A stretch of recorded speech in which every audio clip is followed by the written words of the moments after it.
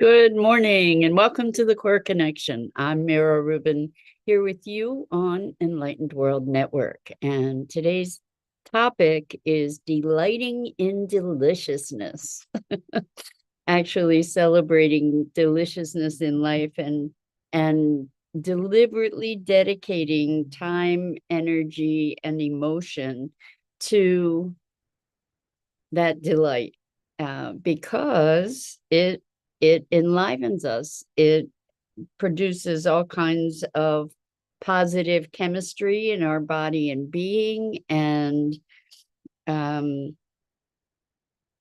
it just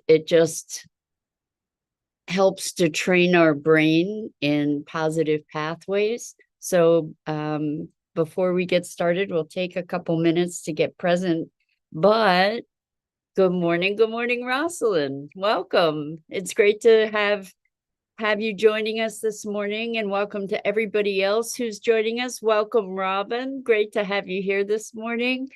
And we're wrapping up the week with delighting in deliciousness because we'll talk more after we get centered a bit. So let's take a deep breath in through your nose and hold it. And imagine clean, crisp oxygen flooding your lungs, flowing into your bloodstream, nourishing all your cells, all your organs, bringing vital life energy to your body and being. And as you exhale, exhale any tension, stress, negativity, fatigue. And now let's take another deep breath in through your nose and hold it. This time, imagine brilliant, bright light, lighting you up from the inside out, illuminating, electrifying, and energizing all your cells, all your molecules, all your electrons, creating a brilliant beam of light and energy from your heart out into the world. And as you exhale, exhale any remaining tension, stress, negativity, fatigue. And now let's press our palms together. Vigorously rub your hands together to feel the friction, the temperature, the pressure, the motion, the tickling and tingling when you stop. And allow all those sensations to bring you present right here, right now, into this remarkable physical form that enables us to experience life. Welcome, welcome, welcome. So the deliciousness, delighting in deliciousness. Yesterday we talked about fear and how it can be a catalyst for positive action. And, we also spoke a bit about the notion of positive and negative emotions rather than, usually we eschew the negative emotions, push them away, deny them, fight them, suppress them, etc., rather than what we're calling negative emotions, rather than using them as a communication, interacting with them as a communication. Anyway, today, so we have culturally, I think we have a habit of focusing on negative emotions, and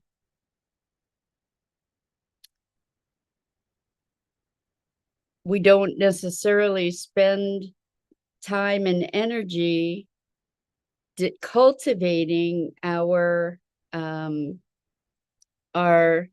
skill and ability with the experience and expression of the emotions we consider positive. And the fact is that with the negative, in big air quotes, negative emotions or depression, anger, sadness, grief, guilt, etc., we tend to practice them over and over. And what happens is it's creating these neural pathways and synapses that become more and more deeply entrenched and also manifest in physiology that correlates with all those emotions. So why not practice the fun ones and start allowing our bodies to be flooded with all these positive chemistry, sets of chemistry that will enliven us, that will revitalize us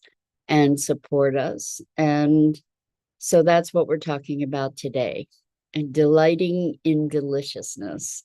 So let's think, it's interesting to me when I think of really full and rich emotions, I find that I use a lot of words related to food. Even full and rich, those are words that can be related to food. Delicious, like you can taste it, it's so good. I think that well, taste and smell actually is the strongest memory that we can have is smell. Like that triggers memory more powerfully than pretty much anything else. But I think that there's something to this whole tasting. And I don't know about you, but I can, and I don't think it's a real synesthesia, but when I see color, it's truly delicious to me. Like it fills me up as if I were eating something wonderfully delicious. Good morning, Dido. So good to have you joining us this morning. So we're talking about cultivating or delighting in deliciousness. And so I invite you to just sort of think about something that sparks delight in you. For me, just really allowing myself to see the beauty of nature, to drink it in, again, sort of food stuff, gustatory stuff, to drink it in, to absorb it, and allow yourself to experience whatever it is that brings you this sense of joy or upliftment. And like I can even feel the sensations of it in your body. Allow yourself to really experience it. It's so funny because I was going to do this and Rosalind says an embracing hug, snuggling pet alongside your leg, the first sips of a glass of wine on a Friday night to welcome the weekend. All of these things, yay, Rosalind, delicious. And as we allow ourselves to immerse ourselves in these positive feelings, what's happening is we're actually affecting our brain. And the thing is, so many of us, because we're enculturated to being serious and working hard and suffering and struggling, and all of those things are kind of elevated in our culture. I don't think I'm alone in having thought about having fun as something frivolous. That for me, for most of my life, the notion of fun was just frivolous and kind of something that I didn't have a lot of respect for. And now, as I'm learning more about shaping the brain, I'm recognizing how important it is to cultivate these delicious feelings, these sensual experiences that we embody, that we're able to metabolize. So Robin says, okay, connection issues, I'm back. Well, good. We didn't even know you were gone, Robin, but we're glad you're back. So cultivating good feelings, we can now recognize is something that we have the capability to do to actually literally, physically improve and affect our health and well-being. So we've been talking a lot about the limbic system. Limbic system is the fight and flight system. When it gets locked into a pattern of fight and flight, all kinds of stuff goes wrong in the system. Autoimmune things, behavioral things, emotional things, all of it kind of goes haywire. And so by practicing new pathways, by allowing ourselves to flood our bodies with these very positive chemistry sets that are kicked off by emotion, we're actually literally creating physiological change. And so rather than an indulgence, to find ways to feel those delicious feelings, rather than being indulgent, it's really valuable, important self-care and self-healing. And my question for you is, what are you going to do, or how will you spend time dedicating some time to cultivating these these synapses and neural pathways? Because truly, we spend all kinds of time worrying, right? Don't even think twice about it, usually. Don't even notice when we do it, usually. And why not be cultivating the goodness? So what kinds of things, something that is delightful to me, that I just, it lights me up and I cherish it. Like right now, as we're in the cold portion, or maybe the coldest portion of winter, seeing the flowers pop up for the spring, hearing the birds singing, is just so much a gift. Rosalind says, even on a day with no sun, a sauna or a bath is soothing. Absolutely. I love taking a sauna. And a friend of mine had gotten a sauna, and she found that it just wasn't working for her. So I'm babysitting it. And so I've been having the luxury of a sauna on a regular basis. And that also it's really soothing and wonderful. And I really enjoy it. And so looking for the things that we enjoy, seeking that kind of emotional experience that we can elevate and accentuate is something that I invite us all to incorporate into our practices. So many times I think we can, I don't know about you, but I can tend to get way serious most of the time. I mean, even as a kid, I was very, very serious. And so learning to play, learning to be playful, learning to find these energized and happy emotions, is a reprogramming. And I noticed that I avoid it sometimes, I think because it's unfamiliar, it's breaking an old habit, like a big time habit, and truly neural pathways to be reconditioning, to be able to say, hey, I'm enjoying life, instead of I'm working through life, or surviving, or, you know, to be moving the needle from living to vital aliveness.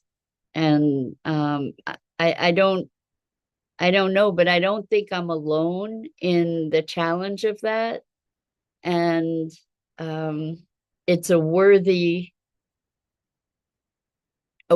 quest, and it is its own reward, which is pretty cool, actually. You know, to very simply, so I had spent a lot of my life being very depressed, very, very depressed. I mastered it. And I have clients that go through very deep emotional states as well.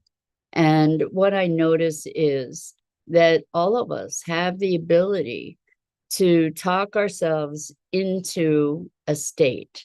And that state can be really low, really high, or anywhere in between. And probably most of the folks that are patterned to the really low states, it's not really natural to kick ourselves into a positive state. And what I've noticed in some of my clients is that that pattern of the low state is so deeply entrenched that we'll go to a high state, we'll be in a high state, and then they'll say, and they'll start something about what recently happened, and they'll start taking themselves down into a spiral, down back in negative state, because it's familiar. And so for them, it feels more real in some way. It feels familiar, and to be in an unfamiliar state has its own discomfort to it, because then I don't know who I am. If I'm in a state that is unfamiliar, who am I now, right? And there's a part of our other than consciousness that just sort of wants to keep the status quo. You know, that maybe that's the limbic system, whatever it is. It wants to keep the status quo and kind of fights to assert that familiar pattern. And that's why it takes deliberate conscious practice to say, okay, what feels good? Like if we set timers for like every hour and spend at least 5 minutes every hour creating elevated emotions, and then enriching them and expanding them, what might be the effect of that as it bubbles out into our lives? So Rosalind says, in a deep meditation, the downpour of energy on the crown chakra and feeling the energy travel down the spine, body sensations without the drugs. Fun, fun, fun, Rosalind. Wow. Very beautiful. And what's happening what's happening when we have sensation?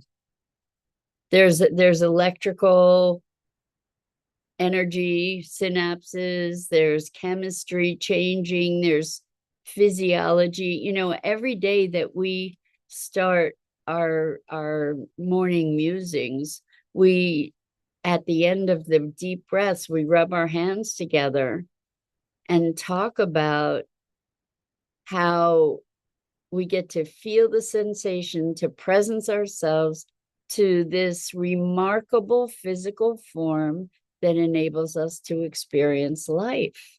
Let's think about this. All our experience of life is through this body. This body is the vehicle of life's expression, right? The bodies, the physiology, the physical manifestation is the way that we as consciousness get to experience life. And there is a deliciousness in that. We don't step back and appreciate, oh my gosh, my fingers. I mean, we could even just get delight feeling the sensation in the tips of our fingers when we rub them together. It's like, wow, that what's happening? What is that? It's remarkable. It's remarkable. And when we presence ourselves to the fact that we're not just functioning in life, but that this body is our vehicle. This body is inseparable from life itself. And how remarkable, how amazing is that if we step back and appreciate it. And this is, another way that we can find delight is to bring ourselves present to the magic of a moment where we experience, where we allow ourselves to experience. And so with these emotions, we have the ability to talk ourselves down or talk ourselves up. And I've seen it for myself over and over and over. I see it in just how we do this, but we do it unconsciously so often. And this is one of the reasons that I say so frequently how important it is that we curate our stories, because our stories are either taking us up or taking us down on that frequency scale. And so we can create an emotion by remembering something that was wonderful, for example, or making up a scenario that is just magical and wonderful and delicious. And even just saying that word delicious amplifies the experience of the emotion for me. I don't know if that's so for you, but I guess I'm very gustatory or oral, where just the taste of something, the deliciousness of something is just, I don't know if you've ever had something that tasted so delicious and you can't resist doing the happy food dance. It's like that we can actually create that experience for ourselves. And if you give yourself that gift, you can feel it elevating your energy. You can feel it energizing you and enlivening you. And when we are elevated, we elevate the field, we elevate those around us. So I have this one client whose highest value is fun. And she educated me to how fun is sacred, like how fun is a path to, well, to consciousness, if you want to call it God or consciousness or awareness, awakening, or life, vitality, that fun is an expression of the goodness.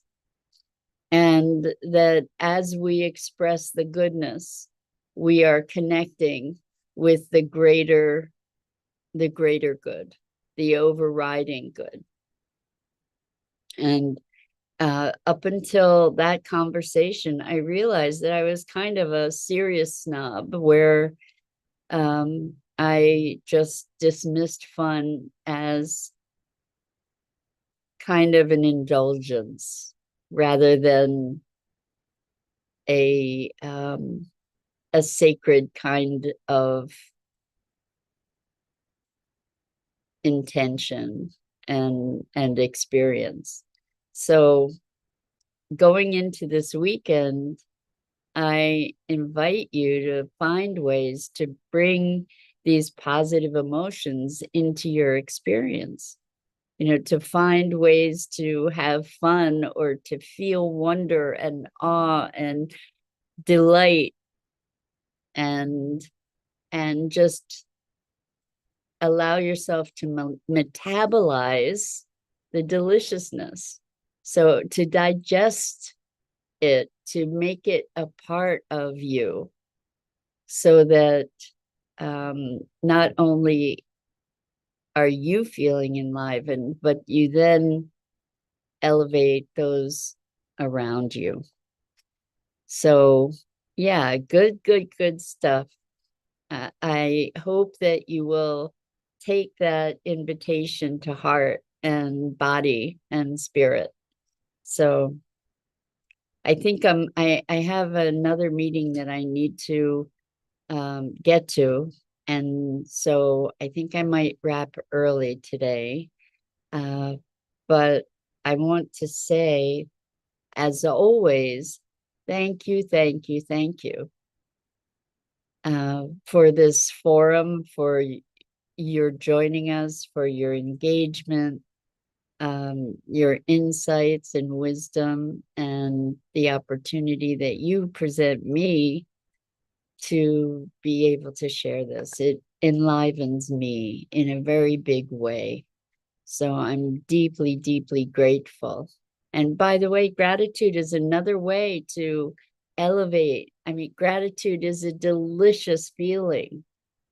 And we can then allow ourselves to amplify that by making it bigger, by um, allowing, maybe even adding some wonderful sound or scent or taste or color or motion. Anyway, that's it. And again, deep, deep gratitude. So I'm Mira Rubin. This is the Core Connection. I go live here each weekday morning at 9 a.m. Eastern on the Enlightened World Network Facebook page and YouTube channel. And I invite you to please like and follow the Enlightened World Network YouTube channel, as well as mine. The links are in the description. And blessings to you. Thank you, Robin. Blessings to all. Until next time.